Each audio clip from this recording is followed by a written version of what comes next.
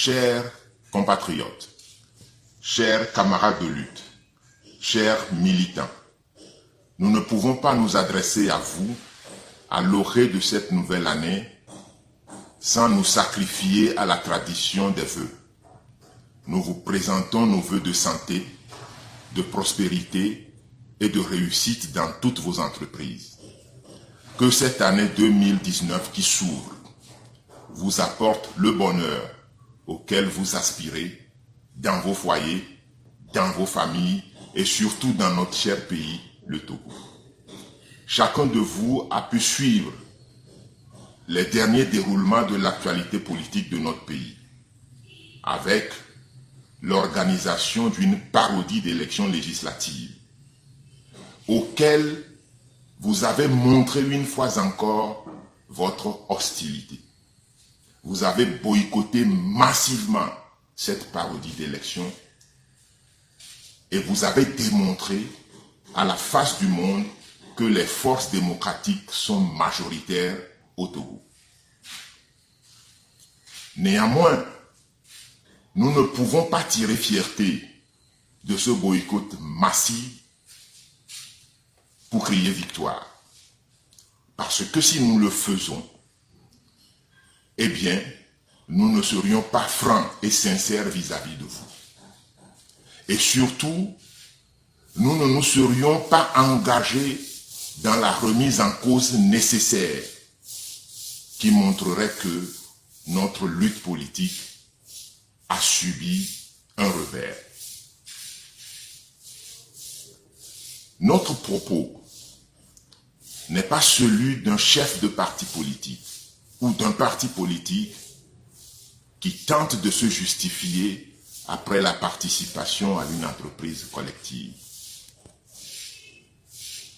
Notre posture est celle d'un combattant dont la position transcende le parti politique et qui veut proposer et contribuer à travers des idées dans la nouvelle phase de la lutte qui s'engage. Nous voulons faire des propositions face à la perspective de la relance de la lutte. Nous voulons dire, par rapport aux marches, il est important que nous répondions à une interrogation. Les marches, nous connaissons leur efficacité. Ce n'est pas les marches que nous avons tout obtenues en ce qui concerne les espaces de liberté dans ce pays. Mais néanmoins, nous devons nous interroger. Que voulons-nous faire de nos marches? La marche est un moyen. Si nous sommes d'accord que la marche est un moyen, alors nous devons adjoindre à la marche une option efficace. La marche à elle seule, faite d'un point A à un point B, qui rassemblerait une foule immense pendant des années, ne nous permettra pas de faire partir la dictature. Alors, dans la nouvelle phase de la lutte qui s'annonce, nous devons répondre à la question: nous faisons des marches, pourquoi faire? À quoi est destinée nos marches? Nous voulons proposer également des idées dans ce que tout le monde appelle aujourd'hui le mouvement citoyen. Pour nous, le mouvement citoyen ne peut pas être une structure unique qui rassemble à la fois la C14, les organisations de la société civile et des acteurs indépendants. Une telle structure unique serait une machine trop lourde à gérer, dans la mesure où chaque composante de cette structure a son mode de fonctionnement, a son idéologie, a sa conception de la lutte. Il est évident qu'il va y avoir des incompréhensions qui ne permettront pas à la lutte d'avancer et de pouvoir prospérer. Alors, dans notre entendement, le mouvement citoyen, c'est une dynamique d'ensemble de plusieurs organisations politiques, organisations de la société civile et acteurs politiques indépendants, qui travaillent sur le terrain de façon indépendante et qui se donnent des passerelles et qui organisent périodiquement une concertation qui leur permet de se donner des informations pour pouvoir agir en symbiose. Mais le mouvement citoyen ne saurait être une structure unique. L'autre proposition que nous voulons vous faire, c'est par rapport à notre lutte elle-même. Parce que toute lutte politique doit intégrer des principes. L'honnêteté, l'intégrité, le travail, la rigueur, etc. Mais au Togo, notre lutte ne s'accommode pas beaucoup de ces principes-là.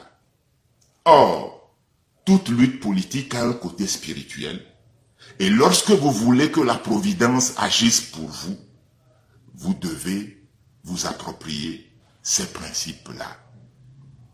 Notre régime qui nous régente depuis plusieurs décennies a de grandes capacités de corruption. Il dispose des moyens de l'État à sa guise. Et lorsque vient la période des grandes convulsions, eh bien le régime utilise ces moyens pour retourner les opposants, recueillir des opposants des informations, édulcorer leurs positions et leurs revendications. Il est important, d'Erechef, que notre lutte intègre ces principes-là, surtout le principe d'intégrité. Quand on lutte, on doit être intègre. On ne doit pas accepter des cadeaux de l'adversaire. Et même si ces cadeaux viennent de personnes interposées. Nous savons que le régime a organisé le pays pour appauvrir tous ceux qui s'opposent à lui, de manière à les empêcher d'avoir les moyens de leur lutte. Néanmoins, ceux qui sont engagés à lutter contre le régime doivent avoir des principes. Par ailleurs, nous tenons à dire que dans la nouvelle phase de la lutte qui s'annonce, eh bien, les forces politiques doivent investir le terrain. Les marches populaires doivent être accompagnées de travail de terrain. Et ce travail de terrain consiste à donner une éducation citoyenne aux populations. Apprendre aux populations la lutte non violente. Leur apprendre à résister, à être braves et courageux. Bref, il faut à travers l'éducation, la sensibilisation, que nous permettions à notre population d'être aguerris et d'être prêts pour les rassemblements décisifs. Cela veut dire qu'il faut dire aux populations ce que ça veut dire prendre ses responsabilités.